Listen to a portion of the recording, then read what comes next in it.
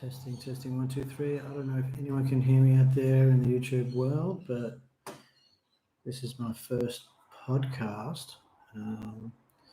Given the fact that we're all confined to our homes these days, it's something that I've always wanted to look into and venture into podcasting. So this is my first run of it, first try, and I went out and bought a new speaker, a new mic, new camera. So I'm trying to give it the best shot, means of the word, but it's the best webcam I've had so far, and just trying this out. So if we get better at this, I might Rode, RODE. It's a pretty good mic so far. I'm still setting it up and testing it out. So partly the reason why I'm doing this podcast, but I haven't worked out the nuances of this mic yet. I need to read up on it. The instruction manual is here somewhere, but yeah, I can. Oh, right, okay, so that balances the speaker with the mic, so I can either just not hear myself at all, and the mic is obviously on full volume there. Audio that I'm hearing seems pretty good. I mean, I want to test it out and see how clear it is, and if it is actually better than just using the mic on the Logitech Brio. That is on time, and it's really eerie outside, especially on a Thursday at 3:30. It should be a lot of activity. For example, people picking their kids up from school, but it's just absolutely dead out there. I think I heard one car go past in, every 10 seconds or so. This street is normally bumper to bumper with cars going up and down. But I do have the door open, so I might just go switch that off.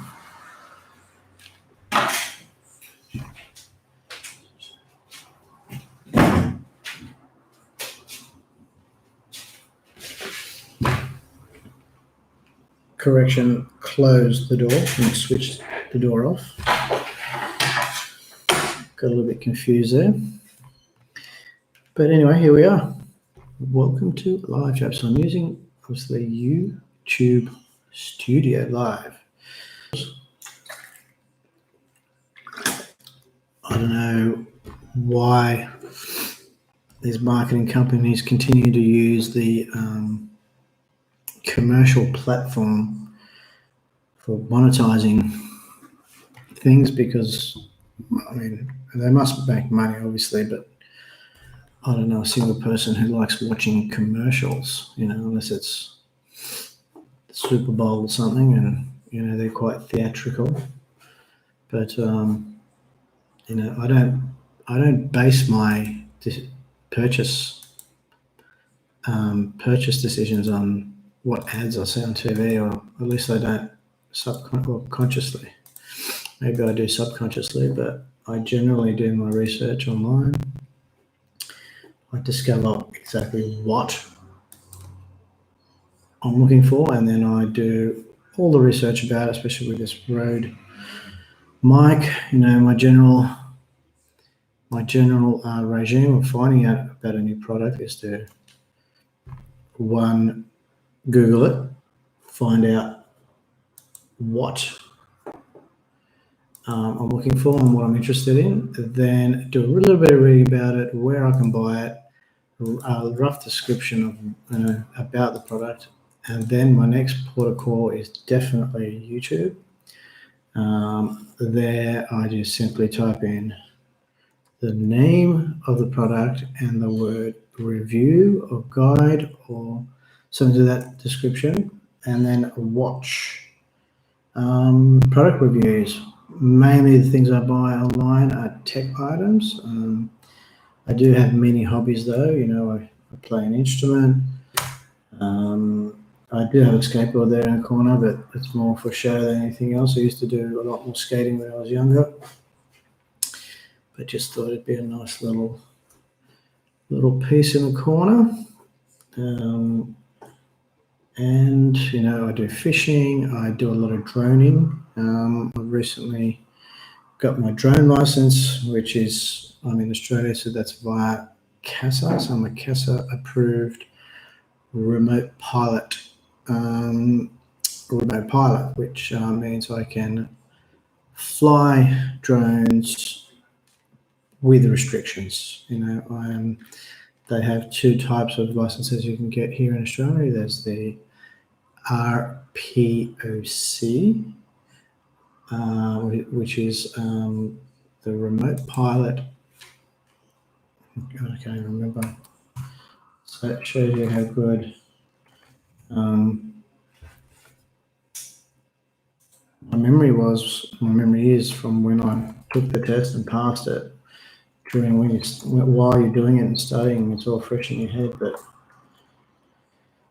trying to remember a single thing about aviation and geology and aerodynamics, it all goes out the window. So you sort of do need.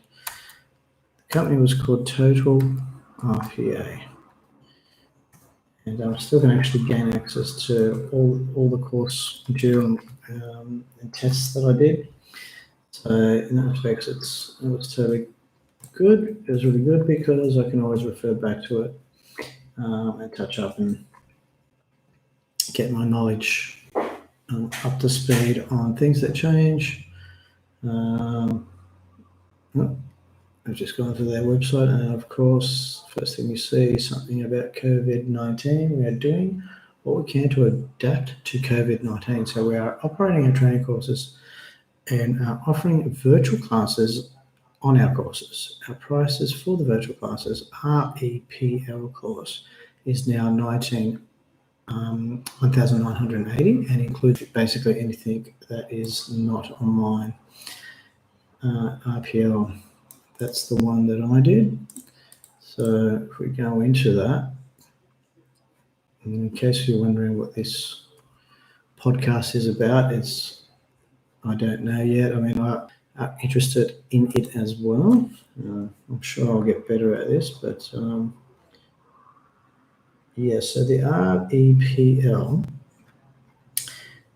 course, so there's a few different courses that they run, but the one that I did, and when I first got into doing this, I had no clue where to start, what to do, what I could apply for, what type of license I needed. So I ended up stumbling upon these guys from not recommendations, just by purely just picking them out of the bunch, and they seemed to, and where they offered their courses and how often they offer their courses. And I think their course was coming up in Sydney, where I live. So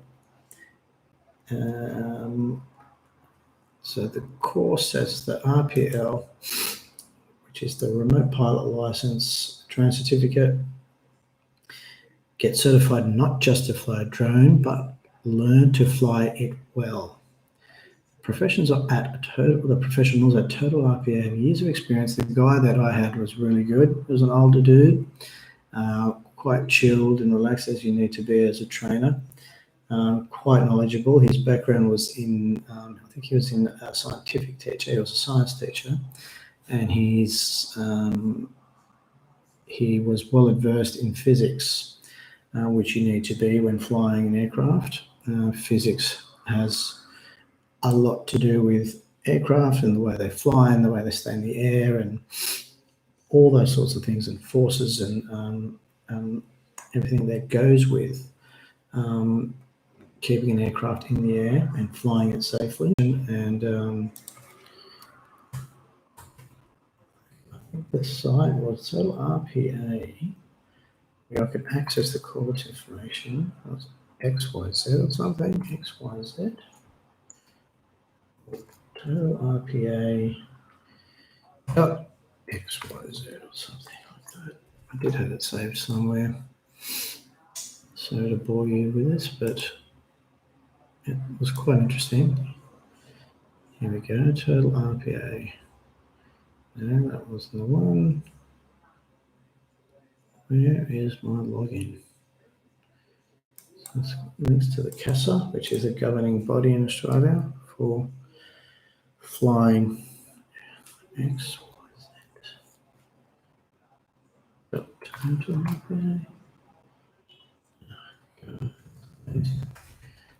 We forget. I've got to do it somewhere here. But we can look. I can try and get that later. But anyway, yes. Getting back to what I was originally saying, which is hobbies and starting new hobbies. So I'm very much a hobbyist person.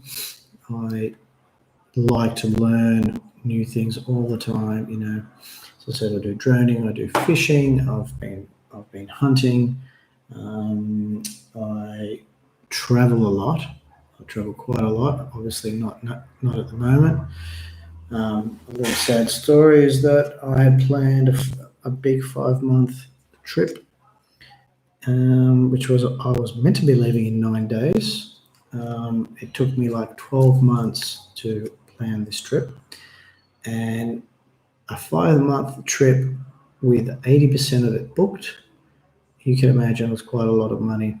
It took a lot of time using various outlets in terms of travel agents, both online, dealing with bus companies, because I had all modes of transport, bus, train, ferry.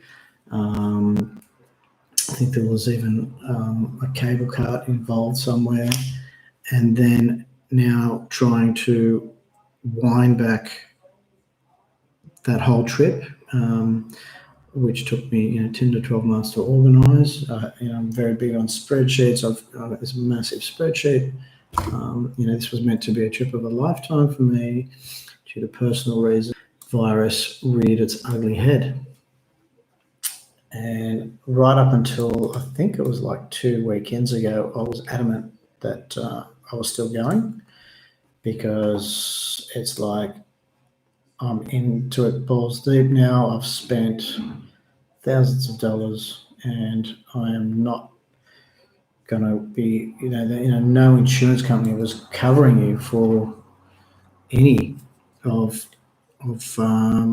my trip and the money that I spent, accommodations, flights, trains, and all the rest of it, car hire, even my tickets that I had purchased. I was going to Coachella, which was been on my bucket list for a long time. My trip basically entailed of flying to the US, spending a lot of the time in the US, so doing the West Coast, traveling up, going through Canada.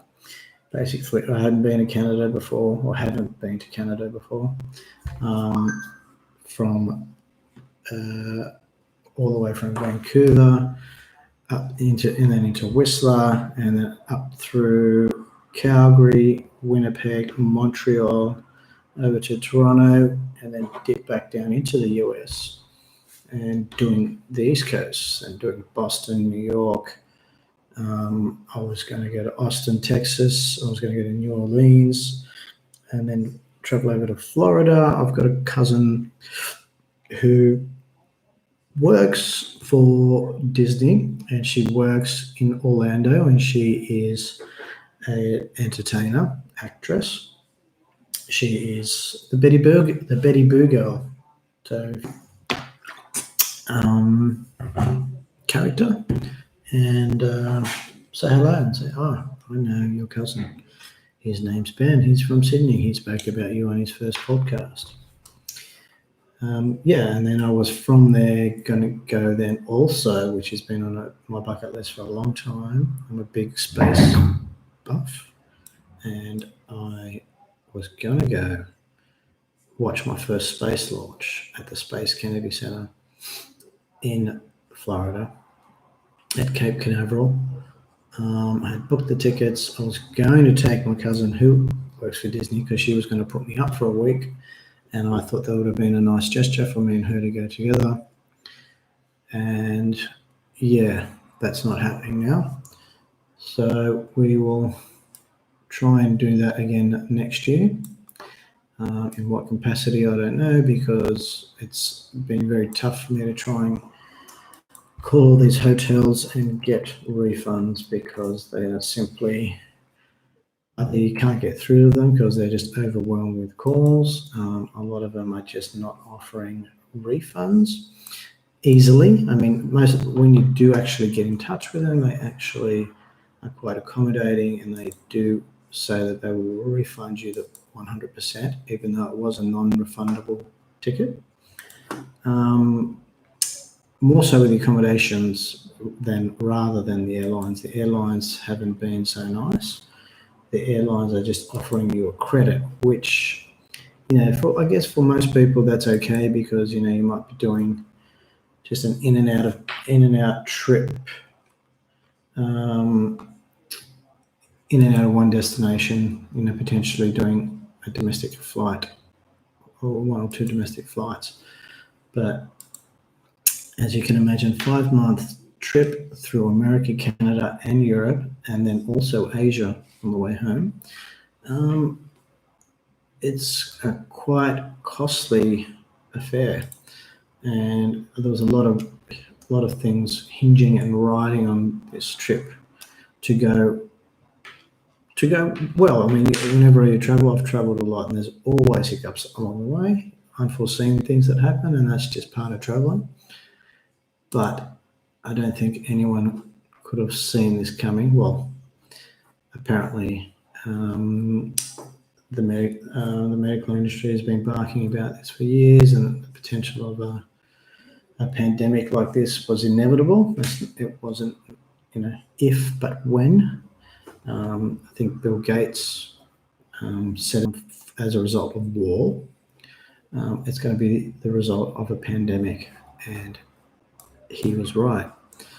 And we haven't even seen the tip of the iceberg, I think, with this. I mean, fortunately in Australia, we're very lucky. Even though it has hit here, and especially in Sydney where I live, it's probably the hardest hit in Sydney, just because we're such a popular destination for tourists, and we, especially where I live, it's very transient in Bondi Beach, and cases are getting up there, but they're nothing compared to Italy, the US, China, although who can believe China's numbers anymore, and Spain now turning out to be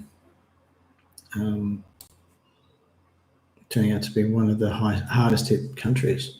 Just looking at the stats now, on a daily basis, I check this one out called worldometers.info/coronavirus, and it is 6,170. So we're almost topping the 1 million mark in terms of total cases. Deaths are slow. It's approaching 200,000. I mean, the good thing about this virus, COVID-19, is that another interesting fact that they show on this website is the active cases, and then they have in a percentage under that mild condition or seriously or critical. So as long as I've been checking it, it's been 95% mild cases and 5% serious. That 5% serious still equates to 35,000 people, almost 37, and 660,000 mild cases out of the total 694 active cases. We're talking active cases, and then closed cases. So closed cases can mean one of two things: either recovered or discharged, or deaths. And out of 194,578 discharged recovered, which is only going to get worse. I think in the next 2, 3, 4, 5 weeks, we're not going to see this trend. That curve, everyone's talking about the flattening of the curve. there is no flattening going on at all. It is just straight up and going exponentially higher and higher. The first signs we're going to see is that the cases not going down, but the cases slowing in the rate of which how many new cases there are per day, and there are talks about that happening, but I'm not too confident at the moment that we're seeing that consistently, because if you take Australia for example, Australia they have a stat here under each country, but for Australia, daily new cases in Australia. And so the graph, sort of was very low towards the beginning, as you can imagine, and then there was a big spike for us on March 22nd, which was about, a week ago, which was 537 cases, which I think is the most cases we've had in one day. And that could mean a lot of things. That could mean that we had a real big spike in tests that day, and the reporting had vastly improved from the previous. Because if you look at the previous day, there was only 144. But then during that course of the next 10 days, it gradually went down with a few little spikes up. But the general trend was going down until the 29th of March, which was 3 days ago. It then spiked back up, to 528, which we hadn't seen that since March 22nd. But the last couple of days have dropped again, which is promising. We're back down to 297, 300, 285 respectively. So, if they continue in that fashion of going down, if we ignore those two spikes, it's actually that, overall in the last 10 days, it's been a downward trend. We want to get those active cases basically right down. Those new cases, because then that encompasses everything. And then that's obviously going to mean reduced amount of deaths. It's going to mean reduced strain on the medical industry. It's going to mean the quicker we get back to normal. And a lot of this is to do with people listening to the government and staying home. And because at the moment, until there's a vaccine, this is the only defense we have, unfortunately. No matter what anyone tells you, there is no vaccine. Therefore, the only way you are going to avoid getting sick is staying home. Fortunately, for 95% of the cases, which actually, if you look at the current total active cases worldwide, 99% are mild cases, and only 1% is serious or critical. Well, this is for Australia again. So if we go back to the world, let's have a look at what it says. So yeah, still total active cases in the world is, and 95% of them are mild and 5 are serious or critical. So you're best not to go to the hospital if you experience mild cases, just flu-like symptoms. Just do your normal routine of, staying in bed, keeping warm, showering, keeping clean, drinking plenty of fluids, taking your normal medications like Panadol for pain relief and things of that nature, and taking plenty of vitamins, drinking a lot of citrus fruit. I've got a cold pressed juice at home, and I make myself a juice every day, comprising of oranges, lemon, lime, ginger, celery, and carrot. And yeah, it's been really good. But anyway, let's leave this discussion here today. Sorry for my hair. It's been terrible. It's I haven't been able to get a haircut in 2 weeks. My hair grows quite long, but another funny thing during this virus is that apparently hairdressing is an essential service in this country for whatever reason. So not only food and medical supplies, but having a haircut apparently is a life or death situation. So it's quite funny. But anyway, we will. The demographic of people who are in those jobs, who have a large number of them are families with kids, and this would then put a strain on the the medical industry, because parents, if they are no longer able to work, have to stay home with their kids, and have no basic money or means to support the family. So is true for nurses. This is why childcare centres weren't being closed or aren't being closed, because the vast majority of nurses have families and kids, and they put them in childcare. And if you allow those childcare centres to close, then the nurses have no means to look after their kids other than them staying home, which will then reduce the amount of people working and helping in hospitals and treating people with this virus.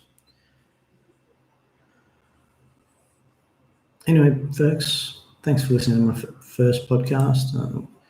Sorry for being a little bit subdued and mundane today. I've had a bit of a late night last night. These times have caused for very different social structures and daily structures, and I decided to have a few drinks of wine last night and got a little carried away. So anyway, I think it's time for me to go because it's 4 p.m. and I'm hungry, and I think I might order myself a pizza. I do. This has been Travel Dirt.